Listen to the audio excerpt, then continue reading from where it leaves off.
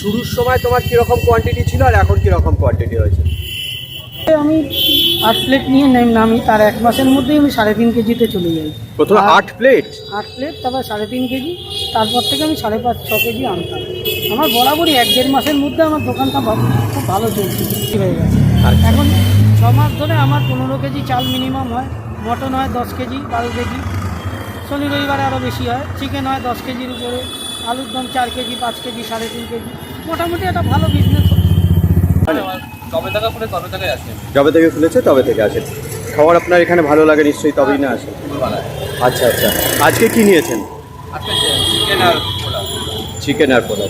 আপনি কি বেশিরভাগ সময় চিকেন আর পোলাওটাই নেন না মটন? মটন মাঝে মাঝে নিই। মটন মাঝে মাঝে নেন। কোনটা বেশি ভালো লাগে আপনার? আমার চিকেনটাই বেশি ভালো লাগে। চিকেনটাই বেশি। এখানে একটা ভাই পোলাও আর চিকেন কষা নিয়েছে, খেয়ে কেমন লাগলো তোমার? হ্যাঁ, ভালো।